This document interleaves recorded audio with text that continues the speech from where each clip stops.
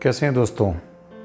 क्या आपने सोचा है कभी कि जो रिटेल ऑयल इंडस्ट्री है, जो पेट्रोल पंप्स जितनी तेज़ी से सरकार लगा रही है, जो हमारी पीएसयूज़ ऑयल मार्केटिंग कंपनीज़ हैं और जितनी तेज़ी से प्राइवेट प्लेयर्स आ रहे हैं, क्या उतना स्कोप है?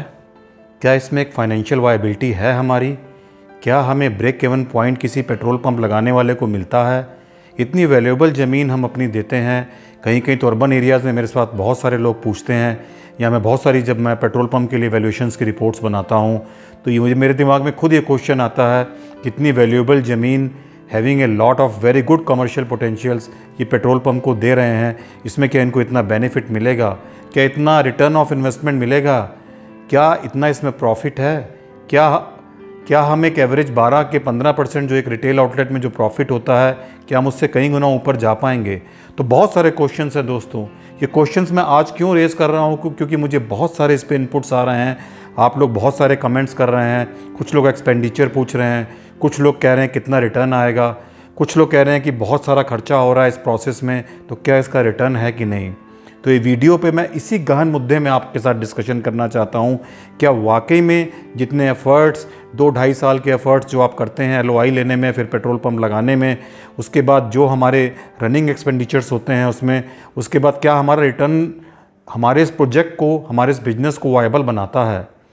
तो आप बने रहिए मेरे साथ इस प्लेटफॉर्म पे। मैं architect Pradeep Kharbanda, architect entrepreneur, हम इस पर गहन चर्चा करेंगे और एक कंक्लूज़न निकालेंगे कि आज की इंडिया में स्थिति क्या है।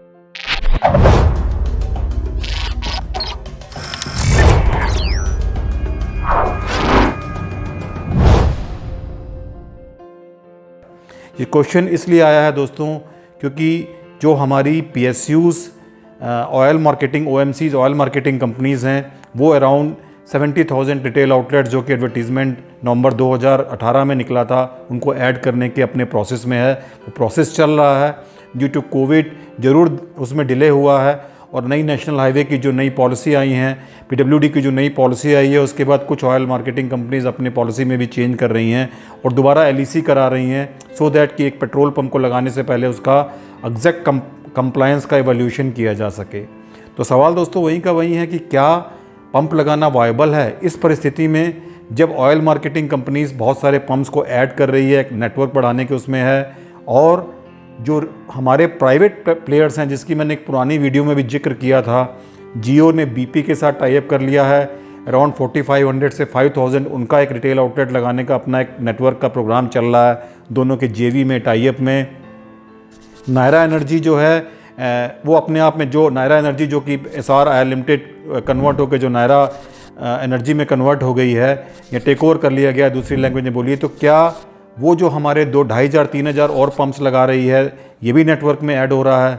उसके बाद शेल अराउंड 200-250 पंप लगाने के प्लान में है कुछ आने वाले सालों में। और नई एक खबर आपके लिए ये है कि अडानी ग्रुप और टोटल एक फ्रेंच जायंट ने, दोनों ने मिलकर एक जेवी कर लिया है, और वो भी अराउंड 2,500 से 3,000 पंप लगाने की अपनी जो है लाइसेंसिंग की प्रोसेस में है, और जो कि प्रोसेस फाइनल स्थिति में है। तो इतने सारे जब पंप्स ऐड हो जाएंगे, एक पंप के नज़दीक दूसरा रिटेल आउटलेट के नज़दीक दूसरा रिटेल आउटलेट बन जाएगा, तो इनकी कमर्शियल वायबिलिटी क्या होगी? क्या हमारी इकोनॉमिक विजडम कहती है कि हम इस बिज़नेस में आएँ, एंटर करें? तो जब एक पेट्रोल पंप जो 1.5-2 किलोमीटर बाद एक दूसरा पेट्रोल पंप आ जाएगा या 4-5 किलोमीटर बाद आएगा, तो वो कैसे सेल करेगा? दूसरे की सेल को कट करेगा, नेचुरली आसपास वाले की सेल को कट करेगा अगर वो अच्छा परफॉर्म करेगा।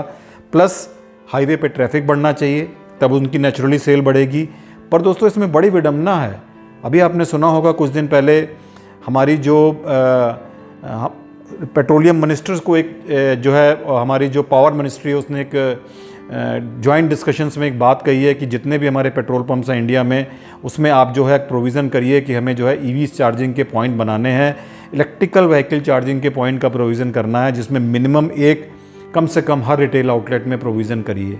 और जो कोको पंप हैं, कंपनी ओन कंपनी ऑपरेटेड हैं, तो उसमें उन्होंने एक मैंडेटरी करने की बात कही है, और जो पेट्रोलियम मिनिस्ट्री है कि अपने कोको पंप्स पे तो आप मैंडेटरी इसको अप्लाई करिए, और बाकी जो डीलर्स वाले पंप हैं उनमें एक एडवाइजरी जारी करिए।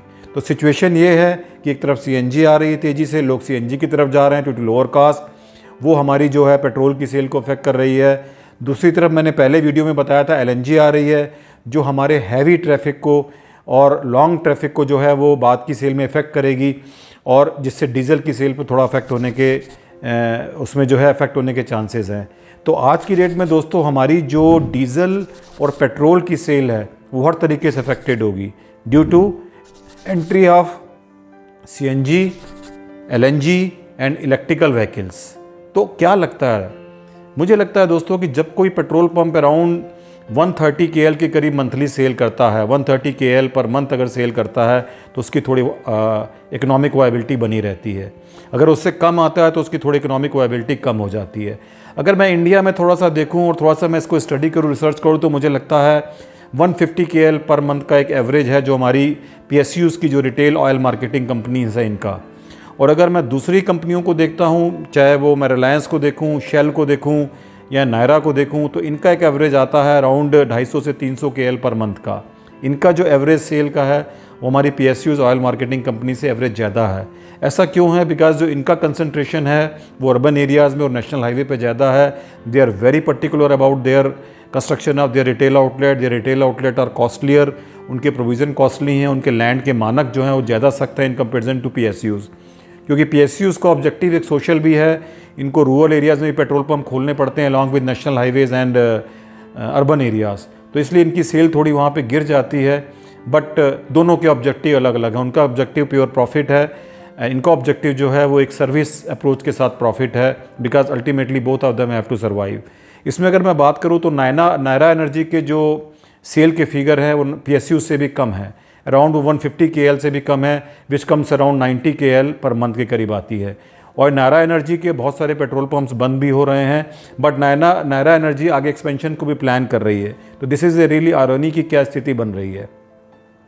अब अगर मुझे लगता है अगर आप पेट्रोल पंप लगाना चाहते हैं तो मेरी इसमें राय है कि प्रेजेंट सिनेरियो में आप अपने आसपास का सर्वे करिए, देखिए पेट्रोल पंप पे कितनी सेल आ रही है और क्या ट्रैफिक बढ़ रहा है, क्या ट्रैफिक बढ़ेगा, कोई ऐसा डेवलपमेंट हो रहा है, क्या रोड की वाइडनिंग हो रही है। तो आसपास के सेल के फिगर अगर आपको देख के लगता है कि आपकी लोकेशन उससे बेटर है या पैरेलल है तो प्लीज़ आप ज़रूर इसको ऑप्ट करिए, क्योंकि अभी भी हमारे जो कंट्री है उसमें अभी भी डीजल और पेट्रोल की सेल कम नहीं हो रही। जबकि अगर मैं अमेरिका की बात करूं तो आपको ताज्जुब होगा जान के कि 1994 में अराउंड 2 लाख के ऊपर वहाँ पेट्रोल पंप थे, जो आज की डेट में घट के 1.5 लाख हो गए हैं। तो बहुत शार्प फॉल डाउन हुआ है। क्यों? क्योंकि उनकी कमर्शियल वायबिलिटी ख़त्म हो गई, अल्टरनेट फ्यूल्स के ऑप्शन आ गए। दूसरा मेरा एक एम्फेसिस बहुत है दोस्तों कि आप जो है मल्टीपल फ्यूल्स के ऑप्शंस को अपने पेट्रोल पंप में ज़रूर रखिए, प्रोविज़न करके रखिए, फ्यूचर के लिए करके रखिए। आई मीन टू से कि अगर पेट्रोल और डीजल बेच रहे हैं तो साथ में CNG का भी प्रपोजल रखिए, और अगर हो सके तो हाईवे की फैसिलिटीज़ का भी प्रपोजल आप रखिए, जो कि हाईवे या ऐसी जगह पे हो जहाँ पे लोग फैसिलिटीज़ को भी साथ साथ एंजॉय करें। मैं बार बार कह रहा हूँ फ्यूलिंग के साथ साथ उनको एक हाईवे फैसिलिटी का भी अगर एक्सपीरियंस आएगा तो आपकी जो सेल है वो बढ़ेगी। तो अभी इंडिया में जो है सैचुरेशन पॉइंट नहीं आया है like USA and China, even Europe और अगर UK की स्टडी करें तो वहाँ पे भी जो पेट्रोल पंप्स के नंबर हैं वो बहुत तेज़ी से गिर रहे हैं due to alternate fuel options. और वहाँ पे इलेक्ट्रिकल व्हीकल्स की जो उनके जो इनपुट्स हैं, जो उनका नेटवर्क है, बहुत तेज़ी से बढ़ रहा है। इंडिया में भी सरकार का बहुत फोकस है कि इलेक्ट्रिकल व्हीकल्स को बढ़ाया जाए। तो आप जो नए पेट्रोल पंप्स बनाएं उसमें ज़रूर इलेक्ट्रिकल व्हीकल्स का आप प्रोविज़न करके रखिए, चार्जिंग का। और ऐसा अब आने वाली कंपनियों में जो भी हम लोग ड्राइंग्स बना रहे हैं या जो भी हम लोग मंथना कर रहे हैं कंपनी के साथ, जो भी हमारे डिस्कशन चल रहे हैं, उनमें इन सब प्रोविज़न को मैंडेटरी किया जा रहा है और NOCs में उनके ऑलरेडी प्रोविज़न्स करके दिए जा रहे हैं। तो अभी इंडिया में मुझे लगता है दोस्तों सैचुरेशन पॉइंट नहीं आया है। अराउंड अगर आप एक पेट्रोल पंप को लगाते हैं तो आप अराउंड से जो है 120-35 KL की सेल आप आराम से पर मंथ कर सकते हैं, जो कि अपने आप में एक प्रॉफिटेबल, एक ठीक ठाक 10 से 12% मार्जिन का एक पॉइंट है। तो आप जो है कुछ चीज़ों का बहुत ध्यान रखिए और पेट्रोल पंप को लगाने पे आप अपनी आसपास की सेल को ज़रूर एनालाइज़ करिए, क्या सेल आ रही है। अगर आपको लगता है कि आपकी सेल 80 KL पर मंथ से कम आ रही है, 90 KL सेल से कम आ रही है आसपास वालों की, तो आपको ज़रूर उसमें रीवर्किंग करनी चाहिए कि इनकी सेल कम क्यों है। ऐसा तो नहीं this is due to locations.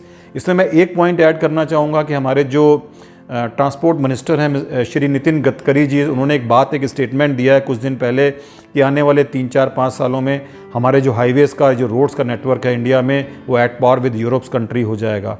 और मुझे लगता है काफ़ी हद तक ये बात सच हुई है, क्योंकि आज की डेट में आफ्टर कंसोलिडेशंस और ये हाईवे पे जितनी मंथना चल रही है इस गवर्नमेंट के द्वारा, और जितना वो हाईवे फैसिलिटीज़ के फॉर्म में, हाईवे नेस्ट के फॉर्म में बहुत सारे जो हाईवे फैसिलिटीज़ को साथ साथ डेवलप कर रहे हैं, हाईवेज़ पे ट्रैफिक जो है बहुत बढ़ रहा है, और एक्सप्रेसवेज़ का भी निर्माण हो रहा है तो उस पर भी ट्रैफिक बहुत अट्रैक्ट हो रहा है।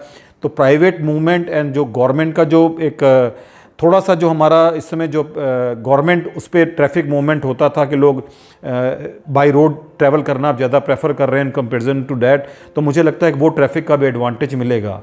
तो आप मल्टीपल फ्यूल्स के ऑप्शंस को रखिए, हाईवे की फैसिलिटीज़ को साथ में डेवलप करिए, और अपने आसपास के पेट्रोल पंप्स, रिटेल आउटलेट की सेल को जरूर एनालाइज करिए। अगर कम है तो क्यों है, कोई ट्रांसपोर्टर्स है अगर आसपास जहाँ से उसका जो है आपके सामने से उसका ट्रैफिक बहुत मूव करता है, या वो ट्रांसपोर्ट वाले की बहुत गाड़ियाँ निकलती हैं, उनसे भी ज़रूर आप देखिए कि उनकी गाड़ियाँ कहाँ से फ्यूल लेती हैं और कहाँ आप इंडस्ट्रियल लोगों को टाई अप कर सकते हैं।